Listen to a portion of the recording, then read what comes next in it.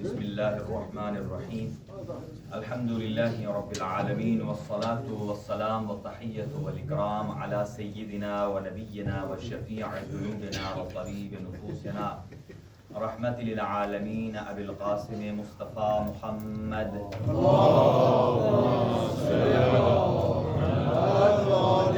وعلى أهل بيته الطيبين الطاهرين المعصومين المنتخبين المنتجبين لا سيما على بقية الله الأعظم روحي وأرواح العالمين لتراب مقدمه الفداء عجل الله تعالى فرجه الشريف وسهل الله تعالى مخرجه الشريف ولعنة الله على أعدائهم أجمعين من يومنا هذا إلى قيام يوم الدين. أما بعد فقد قال الله الحكيم في كتابه المتين بسم الله الرحمن الرحيم إنا أنزلناه في ليلة القدر صدق الله العلي العظيم.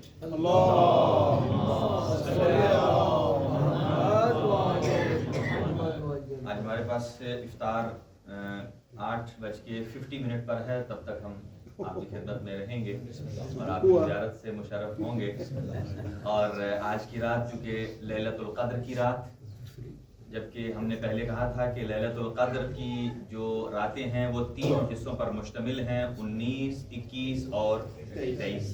تو 19 کی رات کو رب العالمین ایک پلان بناتا ہے نیکسٹ ایئر کا، ہر ایک آدمی کے لیے انڈیویجولی طور پر اور بالعموم مسلمانوں کے لیے اور اپنی امت کے لیے. تو اس میں 19 کو آپ کے لیے جو آپ نے دعائیں مانگی، جو حاجات پیش کی بارگاہ خداوندی میں، ان کو آپ کے لیے خداوند عالم نے مقدر فرمایا. اور 21 کو خداوند عالم نے اس کو فائنلائز کر دیا کہ بس یہ آپ کی ہو گئی. اور آج کی رات میں وہ بالکل نافذ العمل ہو جائے گا کہ آئندہ سال آپ کا اسی تقدیر پر گزرے گا جو رب العالمین نے بیان فرمایا. لیکن یہ بات یاد رکھیے کہ تقدیر لوح محفوظ پر موجود ہے، اور تقدیر 2 قسم کی ہوتی ہے، ایک بالکل پرماننٹ ہے اور ایک وہ ہے کہ جو محض اثبات ہے، جس میں آپ مٹا بھی سکتے ہیں. کوئی آدمی کہہ سکتا ہے بھئی میں ابھی شاید کوئی حاجت مجھے شب قدر میں یاد نہیں آئی، اور اگر میں بعد میں اس میں ایڈ کرنا چاہوں تو آیا ممکن ہے؟ جی بالکل ممکن ہے. خداوند عالم نے اس کے مختلف راستے بتائے ہیں، ان کے ذریعے آپ اس کو ایڈ کر سکتے ہیں. البتہ یہ یاد رکھیے کہ اللہ تعالیٰ کی ذات نے اس رات میں جتنے آپ کے اعمال ہیں، جتنے اس امر کا لفظ قرآن مجید میں آیا ہے، من کل امر، ہر امر سے مراد آپ کی ایجوکیشن ہے، امر سے مراد آپ کی صحت ہے، امر سے مراد آپ کی اکنامک پوزیشن ہے، اس سے جو بھی آپ امر مراد لیں وہ ہے. اور اسی لیے بالعموم رمضان المبارک کی ہر رات کو افطار کے بعد سے لے کر صبح سحری سے پہلے تک کچھ ملائکہ ہیں، وہ 4 قسم کی صدائیں لگاتے ہیں آواز میں، ہوا میں. اور ان آوازوں کو جس نے کیچ کر لیا بس وہ پہنچ گیا. پہلی آواز لگاتے ہیں کہ حل من مستغفر، ہے کوئی بارگاہ الہی میں دست دعا دراز کر کے اب وہ درگزر کو طلب کرنے والا. اور دوسرا ہے حل من سائل، ہے کوئی مجھ سے سوال کرنے والا. انسان شب قدر میں بھی اپنے تکبر کے گھوڑے سے نہ اترے تو پھر سارا سال اپنا ہاتھ ملتا رہے کہ اللہ نے تو میرے ساتھ زیادتی کی ہے، اللہ نے میرے ساتھ ظلم کیا ہے، فلاں کو اتنا دے رہا ہے اور مجھے نہیں دے رہا. اسے یہ نہیں پتا کہ فلاں نے تو لیلۃ القدر میں آ کر اعمال کیے ہیں اور ہم نے کہا کہ ہمارے پاس تو ٹائم نہیں ہے، تو پھر نتیجہ تو برابر ہے.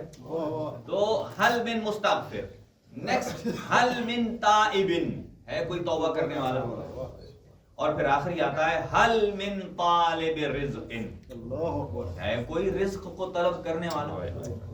یہ بات دیکھیں، ہم جب رزق کی بات کرتے ہیں تو اس سے مراد صرف کھانا نہیں ہے، اس سے مراد صرف وہ پیسے نہیں ہیں کہ جن سے آتا ہے، بلکہ ہم دعا کرتے ہیں اللہم ارزقنا رزقا حلالا واسعا طیبا، اور اسی کے ساتھ دعا کی جاتی ہے اللہم ارزق ولدا صالحا، اے اللہ ہمیں نیک صالح اولاد عطا فرما. تو یہ بھی رزق ہے.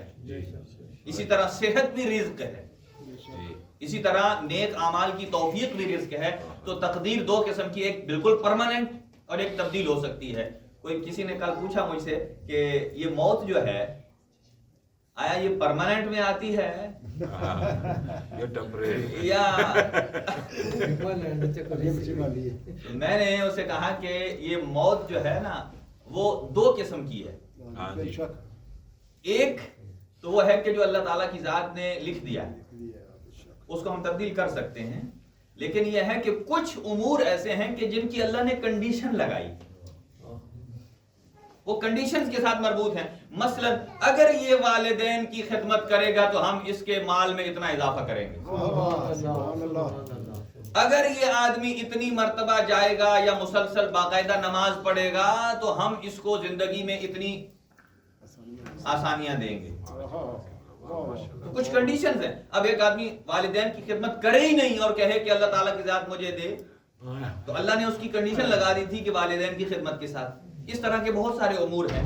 इसी तरह बहुत सारी अमवात ऐसी हैं कि मसलन अल्लाह ताला की एक मिसाल दे रहा हूं कि अगर ये स्कूटर ना लेता, अगर ये स्कूटर ना लेता तो इसकी उम्र 50 साल होनी थी, और अगर ले लेगा तो वो 30 हो जाएगी। हाँ जी, तो ये शर्त के साथ था। तो कई बच्चे जो हैं वो जुनून में आकर कहते हैं बाप से मुझे लेके ही दो, लेके ही दो। तो उसका नतीजा क्या निकलता है? अपने पैर पर कुल्हाड़ी मार देते हैं। मैंने एक एग्जांपल दिया, इसका मतलब ये नहीं है कि कोई आदमी मोटरसाइकिल आज के बाद समझे कि ऐसा है। कोई भी ऐसी चीज है यानी जो दर मारज़ खतर में है, तो दो किस्म की है। जो परमानेंट है उसकी एक एग्जांपल लेता हूं। मसलन मेरे वालिद साहब का नाम है मुलाजिम हुसैन। ये लौहे महफूज पर दर्ज है कि मुझ तसव्वुर हुसैन ने आना ही सुल्बे मुलाजिम हुसैन से है। ये परमानेंट है। इसी तरह जो सिलसिला आगे, तो इनमें हम तब्दीली कर सकते हैं और कुछ ऐसे हैं, और ये आज रात की है, रात है जो मुकद्दर है। अलबत्ता कुरान मजीद को जब हम सामने रख के अमाल करते हैं तो इसमें भी एक तालीम है कि कुरान मजीद को सामने रख के जब हम दुआ करते हैं अल्लाहुम्मा बिहक़्क़ि हाज़ल कुरान, ऐ अल्लाह इस कुरान के सदके, फिर जब सर पे रखते हैं तो ऐ अल्लाह तूने वो कुरान के जो तूने नाजिल किए, ये सर पे रखने का फलसफा क्या है? दुनिया में तो कोई आदमी कहे तो कहते हैं उठा कुरान, वो क्या होता है? वो सर पे कहते हैं रख सर पे कुरान। आजकल तो बहुत सारे वो खुतबा भी ये कहते हैं ना, कि कहते हैं कि रखो उनके सर पे कुरान। भाई बात तुम कर रहे हो तो किसी के सर पे कुरान क्यों रखें? किसी के सर पे कुरान, ये कुरान मजीद सर पे रखते हैं तो ये एक किस्म का अहद है कि इंसान कुरान मजीद की छतरी और उसके साए के नीचे है, और जो कुछ तलब कर रहा है इंदल्लाह वो जायज हाजात होनी चाहिए। जायज हाजात। अगर वो लैलतुल क़द्र में मारे या अल्लाह तू मुझे वो तौफीक दे तो मैं जनाब जो मेरे साथ वाला दोस्त है ना उसका तो मैं बेड़ा गर्क करूंगा। तो नाजायज मुतालबात किसी सूरत में भी इंदल्लाह कबूल नहीं होते हैं। यानी अल्लाह ताला की जात किसी को नाजायज सिक्योरिटी भी नहीं देता है। तो ये कुरान सामने रखना अलामत है कि हमें इसे पढ़ना भी है, सिर्फ लैलतुल क़द्र में नहीं है। सर पे रखना है मतलब ये कि सर पे रखने का मतलब ये है कि ये कुरान हमारे ऊपर एक जिम्मेदारी देता है कि जो कुछ कुरान मजीद में है हमने उसे अपने वजूद पर अप्लाई करना है। आज कुरान मजीद की स्टडी अगरचे आसान है, लेकिन चूंकि कई अफराद कहते हैं और जी उसके लिए एक बैरियर है, हमें पहले वुजू करना पड़ता है, वुजू करते करते टूट जाए तो कहते हैं हम कुरान मजीद को रख देते हैं। भाई कुरान मजीद के टेक्स्ट को टच करने के लिए आपको वुजू जरूरी है। आप कुरान मजीद को इस तरह साइड से पकड़ सकते हैं, किनारे से पकड़ सकते हैं, स्टडी कर सकते हैं। अगर दिल आमादा हो तो आदमी सब कुछ कर सकता है। और उसके लिए आसान बता दूं मैं आपको कि आज मोबाइल के अंदर जितने ऐप हैं उसको आप बगैर वुजू के छू के पढ़ सकते हैं, क्योंकि वो डायरेक्ट आप लफ्ज को टच नहीं कर रहे हैं, वो एक सॉफ्टवेयर है अंदर ही अंदर चल रहा है, ऊपर तो स्क्रीन है। इसीलिए जो कुरान मजीद का वाजिब सजदा है, वाजिब सजदा है, आपने अगर रिकॉर्डिंग लगाई हुई है, अगर उसमें वो आयत आ जाती है जिसमें सजदा वाजिब है, उसको सुनने से सजदा वाजिब नहीं होता जब तक कि लाइव आप किसी आदमी को न सुने जो पढ़ रहा हो, या किसी प्रोग्राम में आप देख रहे हैं कि किसी टेलीविजन पर किसी ने पढ़ा है, वो कुरान मजीद की आयत है, वो बाद में किसी ने अपलोड कर दिया, वो रिकॉर्डिंग थी। हाँ, अलबत्ता उस वक्त कोई लाइव पढ़ रहा हो और आप सुन रहे हो तो आपके ऊपर सजदा करना वाजिब है। तो ये ऐप से आप पढ़ सकते हैं। तो आज कुरान मजीद मुख्तलिफ किस्म से हम इसको पढ़ सकते हैं। देखें, एक तो है सिपारा सिपारा, ایک یہ ہے اسے کہتے ہیں تفسیر موضوعی. قرآن مجید کے عناوین آج کل تو جس قرآن مجید کو آپ کھولیں گے اس کی شروع میں انڈیکس بنی ہوئی ہے کہ اللہ کی توحید کہاں کہاں آئی ہے, عدل الہی کہاں کہاں آیا ہے. یہ جو 3 صورتیں ہم نے پڑھی ہیں, ایک سورہ عنکبوت ہے 29 نمبر ہے, اس کے بعد سورہ روم ہے, ان کا شان نزول کیا ہے. اسی طرح سورہ دخان ہے. عنکبوت کا معنی ہے اسپائڈر, روم کا معنی یہی روم ہے, اٹالیا. اور اس کے بعد تھرڈ ون کون سی تھی, دخان. دخان کا معنی ہوتا ہے دھواں. اللہ تعالیٰ کی ذات نے کفار پر دھوئیں کی شکل میں عذاب نازل کیا, دخان. اور اسی طرح سورہ جو عنکبوت ہے, تھوڑا خلاصہ پیش کرتا ہوں. روم, سورہ روم جو ہے, اس میں روم کے مغلوب ہونے, شکست کھانے کا بھی تذکرہ ہے, اور اس کے بعد پھر روم کی کامیابی کا بھی تذکرہ ہے. اور یہ سب سے پہلے غلبت الروم, یعنی روم ہار گیا. کس سے ہار گیا؟ فارس سے ہار گیا. اور پھر جیسے ہی, یعنی یہ شام اور فلسطین کی سلطنت تھی کہ جس کو فارس نے جیت لیا تھا. پھر 9 سال نہیں گزرے, قرآن مجید نے کہا ہے کچھ سال. جب کچھ کہا جائے تو 3 سے 9 مراد ہے وہاں. تو اتنا ہی 9 سال کے بعد فوراً پھر روم نے وہ قبضے جو پہلے جو علاقے چھوٹ گئے تھے ان کو دوبارہ قبضے میں لے لیا. اس کا تذکرہ ہے. اور سورہ عنکبوت ہے, اسپائڈر ہے, یعنی اسپائڈر کا جو وہ کیا ہوتا ہے, جالا. اللہ تعالیٰ کی ذات نے فرمایا ہے کہ جو افراد, اس میں توحید خدا کو بیان کیا کہ جو افراد اللہ کے علاوہ بتوں کو پوجا کرتے ہیں, ان کا بتوں کو خدا بنانا ایسا ہی کمزور عقیدہ ہے جیسا مکڑی کا جالا کمزور ہوتا ہے. جیسے مکڑی کا جالا کمزور ہوتا ہے. تو گویا اس میں توحید پروردگار کا تذکرہ ہے. اور پھر اس میں سورت میں آگے چل کے, ٹائم کم ہے, کہ کچھ انبیاء کی محنتوں اور ان کے امتحان کا تذکرہ ہوا ہے. پھر والدین کی خدمت کا تذکرہ ہوا ہے, جن میں سے حضرت ابراہیم علیہ السلام, حضرت نوح علیہ السلام کا تذکرہ ہے. حضرت ابراہیم علیہ السلام کے پاس آتے ہیں حضرت جبرائیل, یعنی 4 فرشتے, حضرت جبرائیل, حضرت میکائیل, حضرت اسرافیل, حضرت دردائیل, چاروں آتے ہیں حضرت ابراہیم کے پاس. تو آپ کو معلوم ہے حضرت ابراہیم کھانا نہیں کھاتے تھے جب تک ان کے ساتھ کوئی مہمان نہ ہوتا. اور وہ کہتے ہیں زوجہ کو کہ تم کھانا تیار کرو تو میں باہر سے کسی کو لے آتا ہوں. دروازے پر گئے, کافی دیر کھڑے رہے, تو دیکھا کوئی بندہ ملا نہیں. واپسی پر آ گئے, وہ صحیفہ جو اللہ نے انہیں دیا تھا اسے کھول کر پڑھنے لگ پڑے. اتنے میں پڑھتے ہیں تو گھر میں 4 بندے فوراً حیران ہوتے ہیں, یہ کون افراد ہیں, ابھی تو میں ڈھونڈنے گیا تھا کوئی ملا نہیں. انہوں نے السلام کہا. جب سلام کہا تو حضرت ابراہیم سمجھ گئے کہ یہ بندے ٹھیک ہیں جو سلام کہہ رہے ہیں. انہوں نے ان سے پوچھا, کہا کہ میں جبرائیل ہوں, اپنا باقی سب کا انٹروڈکشن کرایا. کہا اللہ تعالیٰ کی ذات آپ کو سارا کے بطن سے اولاد عطا کرنے والا ہے. اچھا. اس کے بعد حضرت ابراہیم نے کہا پہلے ٹھہر جاؤ. زوجہ سے کہا کہ کھانا جو تیار کر رہی ہے اسے ایک بندے کا جو تھا اسے 4 کے لیے کر دو, اور ہم خوب خدمت کریں جو اچھے آدمی ہیں. انہوں نے کہا میں تو سامنے پیش ہو نہیں سکتی ہوں, پردہ دار ہوں. تو حضرت ابراہیم نے خود ایک گائے کا بچہ جو ہے وہ کاٹا, اسے بھون کے تیار کر کے جب سامنے رکھا, ابھی تک پتہ نہیں چلا تھا کہ یہ کون ہے. ابھی جب انہیں کہا کہ کھائیے, انہوں نے کہا ہم تو کھاتے نہیں ہیں. کہا جب کھاتے نہیں ہیں تو جب میں آپ کے سامنے اتنا سارا کام کر رہا تھا لیا تو پہلے ہی بتا دیتے کہ ہم نے کھانا نہیں ہے. انہوں نے کہا اچھا. ابھی کہا کہ وہ جو رکھا ہوا تھا سامنے بھونا ہوا اسے کہتے ہیں قم باذن اللہ, حضرت جبرائیل کہتے ہیں. جیسے کہا اللہ کے اذن سے اٹھ جا, وہ اٹھ گیا اور دوبارہ اپنی ماں کے پاس چلا گیا. اب سمجھے کہ یہ عام بندے نہیں ہیں. اچھا کھائیے, کہاں ہم آپ کو دینے والے ہیں. یہ انبیاء کی خدمتوں کو بیان ہو رہا ہے. یہ تب کی بات ہے کہ جب حضرت ابراہیم علیہ السلام کو آتش نمرود میں ڈالا گیا تھا, اس کے بعد کی بات ہے. اور یہ بات یاد رکھیے, حضرت ابراہیم کو اللہ تعالیٰ کی ذات نے 98 ایئرز اولڈ کے اس وقت حضرت اسحاق انہیں عطا کیے. اور حضرت اسحاق جس دن دنیا میں آتے ہیں, اس سورہ عنکبوت میں درج ہے, اسی دن, یعنی جس دن دنیا میں آتے ہیں, ہاتھ زمین پر ایک رکھا, ایک بلند کیا, توحید خدا کی گواہی دیتے ہیں, اور اسی دن حضرت لوط پر عذاب آتا ہے, ان کی قوم پر عذاب آتا ہے. یعنی حضرت جبرائیل کا یہ جو کام تھا آج کا, یعنی پہلے حضرت ابراہیم کے پاس گئے, یہ سب کچھ خوشخبری دی, اس کے بعد یہیں سے فوراً گئے حضرت لوط کے پاس. جیسے ہی حضرت لوط کے پاس گئے تو وہاں انہوں نے دیکھا کہ ایک کوئی خاتون ہے، ان کی بچی ہے، وہ کنویں سے پانی نکال رہی تھی. یہ اس سورہ عنکبوت کا میں خلاصہ آپ کو بتا رہا ہوں. پانی نکال رہی تھی تو انہوں نے کہا کہ دو نوجوان ہیں، بہت خوبصورت ہیں اور اچھے لباس میں ملبوس ہیں، اور حضرت لوط علیہ السلام کی جو قوم ہے ان کے جو کردار تھا وہ تو ویسے ہی مکروہ تھا.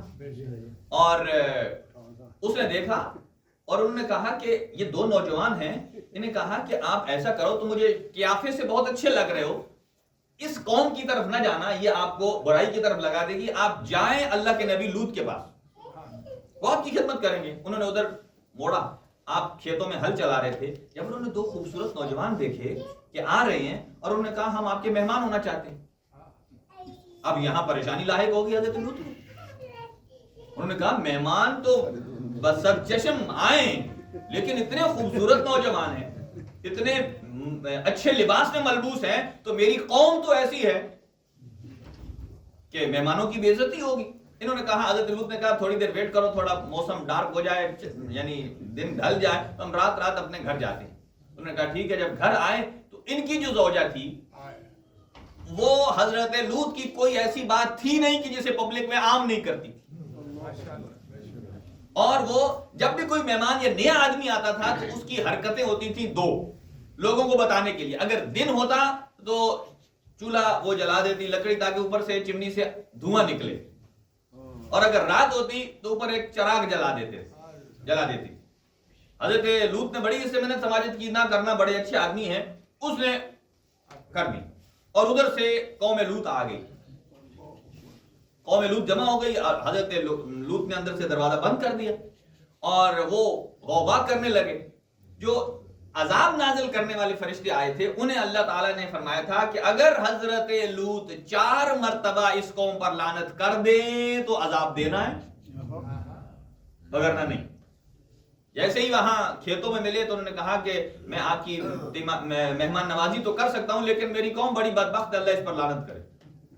ایک ادھر ہو گئی، اور پھر انہوں نے کہا ابھی چلتے ہیں. انہوں نے کہا رات کا ویٹ کریں، یہ بڑے بدبخت ہیں اور لعنتی ہیں.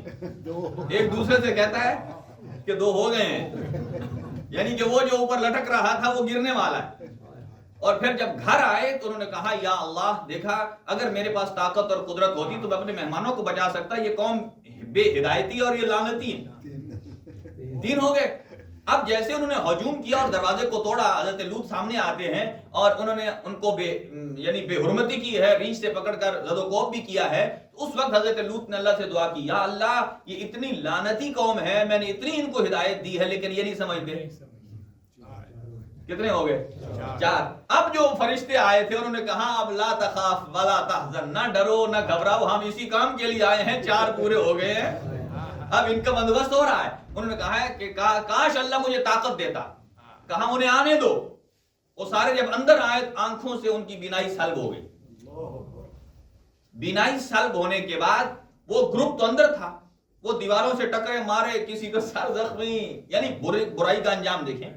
اور اس کے بعد دوسرا ٹروپ آتا ہے، یہ انہیں بلا کر کہتے ہیں اندر آؤ اور ہمیں نجات دو. اور وہ اس ڈر اور خوف سے نہیں جاتے ہیں کہ جو حشر ان کا ہوا وہ حشر ہمارا ہو جائے. لہٰذا جیسے ہی وہ دوسروں کو باہر نکالتے ہیں، اوپر سے پتھر آسمان سے آتا ہے، انہیں لگتا ہے، اور ایک پتھر لگتا ہے آ کر حضرت لوط کی زوجہ کو، وہ پتھر کی طرح مجسم ہو جاتی ہے. آج بھی وہ نمونہ موجود ہے جارڈن کے ایک سی سائیڈ میں ایک جگہ ہے، وہاں جا ابھی بھی وہ پتھر کی شکل میں موجود ہے. دنیا میں لوگ دیکھنے جاتے ہیں. تو یہ ہے حشر. تو سورہ مبارکہ عنکبوت میں اللہ تعالیٰ کی ذات پہلا پیغام یہ دے رہی ہے کہ ذات حق پر ایمان اور اس کے افعال جو اطاعت پروردگار نے فرمائی ہے کہ اسے کرنا ہے بہر صورت، وہ ہمارے فائدے میں ہے. اس کے بعد نیکسٹ سٹیپ آتا ہے، وہ ہے کہ والدین کی اطاعت. اور اس میں یہ ہے کہ اپنے والدین کی عزت کریں، ان کی توقیر کریں اور ان کی اطاعت کریں. پھر دوسرا آگے لفظ آتا ہے آیت میں کہ اگر وہ آپ کو شرک کی دعوت دیتے ہیں، اگر والدین کہیں نہیں اللہ تعالیٰ کے ساتھ شریک قرار دے دو. لیکن یہاں بات سمجھیے کہ کچھ اصطلاحات ایسی ہیں کہ جو اصول دین کے ساتھ مخصوص ہیں، اور کچھ اصطلاحات ایسی ہیں جو فروع دین کے ساتھ مخصوص ہیں. مثلا مجھے بتائیے نماز اصول دین میں ہے یا فروع دین میں؟ اور حج اصول دین میں ہے فروع دین میں, اور امامت اصول دین میں ہے فروع دین میں ہے. ہم نے یہ ظلم کر دیا ہے کہ ان اصطلاحات کو کچھ کو اصول دین سے نکال کر فروع دین میں ڈال دیا, کچھ کو فروع دین سے نکال کر اصول دین میں ڈال دیا. مثلا مجھے یہ بتائیے, حضرت امیر المؤمنین علی ابن ابی طالب علیہ السلام کے ساتھ جو ہماری محبت ہے یہ اصول دین میں ہے یا فروع دین میں؟ اصول دین میں ہے کہ یقیناً وہ ایمان کا حصہ ہے, امامت پر ایمان ہے. جب تک امامت پر ایمان نہیں ہوگا ہم مومن نہیں بن سکتے.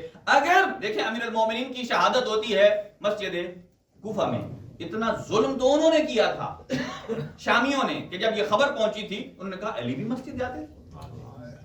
یعنی اس کا مطلب کیا, ہم عزاداری سید الشہداء کا معنی کیا ہے؟ اہل بیت سے والہانہ استقبال, اہل بیت کے غم میں شریک ہونا اور احتجاج کرنا کہ جو کچھ ان کے ساتھ ہوا ہے وہ ظلم ہے, اور ہم ظالم کے ساتھ نہیں, ہم مظلوم کی حمایت میں کھڑے ہیں.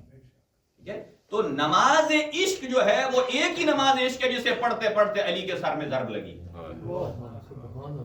یہ اصطلاحات کو ڈائیورٹ نہیں کرنا چاہیے. آج آپ اس اصطلاحات کو ڈائیورٹ کر کے آپ کہتے ہیں نماز عشق پڑھو, ہمارا بچہ کہے گا چھوڑو 5 ٹائم کی نماز تو ختم. دیکھیں نا یہ اصطلاحات ایسی ہیں. میرا فرض بنتا ہے کہ میں جوڑ نکال کر ایک ایک اصطلاح کو الگ الگ بتاؤں. اگر آج یہ چیزیں گڈ مڈ ہو جاتی ہیں تو ایک نوجوان کیا سمجھے گا؟ وہ سمجھے گا کہ شاید نمازیں 2 قسم کی ہیں, اس میں آپ کو اختیار ہے. ایک نماز کے لیے وضو کرنا پڑتا ہے, ایک کے لیے قبلہ رخ کھڑا ہونا پڑتا ہے, ایک کے لیے خون سے اپنے آپ کو پاکیزہ کرنا پڑتا ہے, اور دوسری نماز کیسی ہے کہ جس میں نہ رکوع ہے نہ سجود ہے. ہاں جی, لہذا اس کو عشق کی نماز نام نہیں دیتے. اسے اگر نام دینا ہے تو اسے کہتے ہیں محبت اہل بیت, کہ جس کے بغیر نہ ایمان کامل ہوتا ہے, نہ ہمارے اعمال صحیح ہیں, اور نہ ہمارے اعمال مقام قبولیت تک پہنچتے. سبحان اللہ. اعمال کی صحت بھی ڈیپینڈ کرتی ہے محبت اہل بیت پر, اور اعمال کی قبولیت بھی ڈیپینڈ کرتی ہے محبت اہل بیت پر. اور پھر اس سے ہٹ کر میدان محشر میں جب ہمارے سامنے نامہ اعمال پیش کیا جائے گا تو وہاں بھی اہل بیت کی محبت نے کام آنا.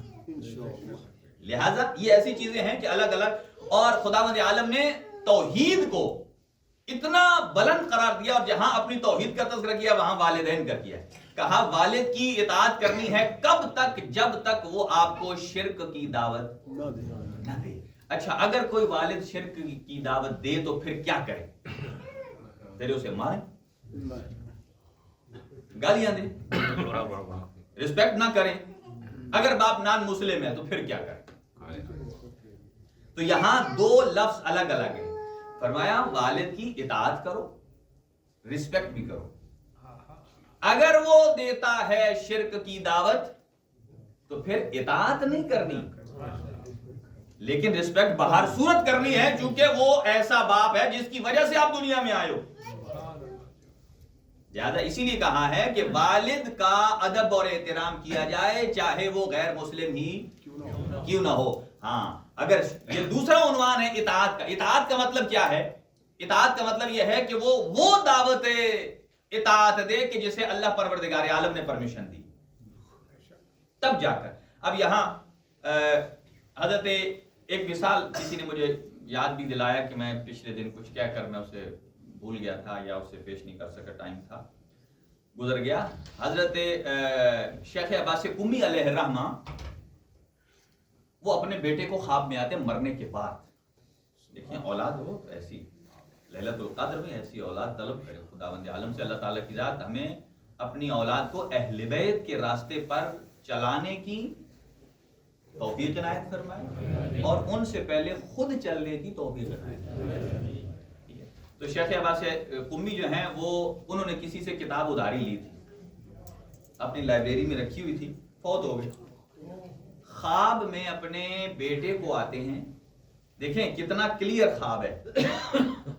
بیٹے کو آ کر کہتے ہیں میرا بیٹا فلاں بندے کی میں نے بک لی تھی ان سے, آپ انہیں پہنچا دو تاکہ میرے ذمہ سے جو ایک ذمہ داری ہے میں بری ذمہ ہو جاؤں. بیٹے نے وہ کتاب لی اور ان کو پہنچانے جا رہے تھے تو راستے میں کتاب گری. جیسے گری تو اس کی جلد تھوڑی ڈیمیج ہو گئی. انہوں نے کتاب ایسے ہی اٹھا کے، جیسے بچے ہوتے ہیں نا کہ گر گئی، پھونک ماری صاف سوف کر کے تو پکڑا دی.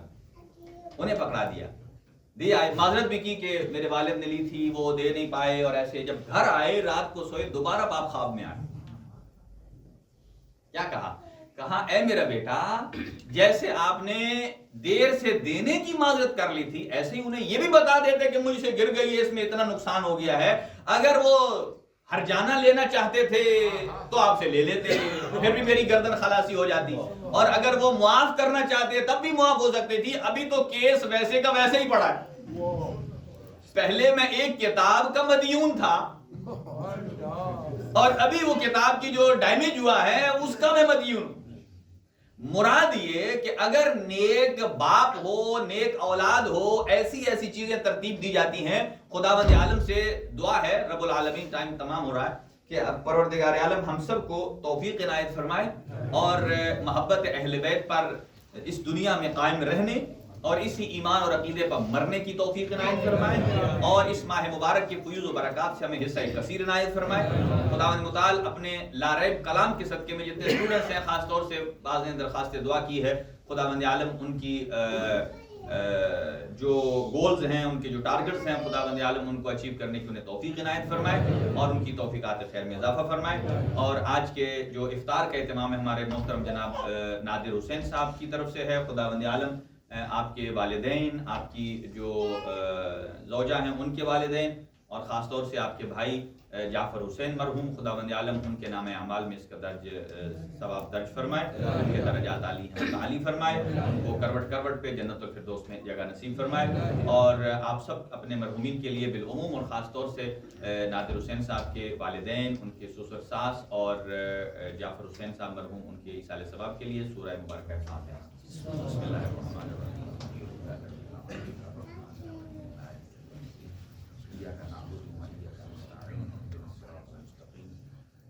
صراط الذين أنعمت عليهم غير المغضوب عليهم ولا الضالين. اللهم اجعلهم عندك في أعلى عليين واخلف على أهله في الغابرين وارحمهم برحمتك يا أرحم الراحمين. اللهم صل على محمد وعلى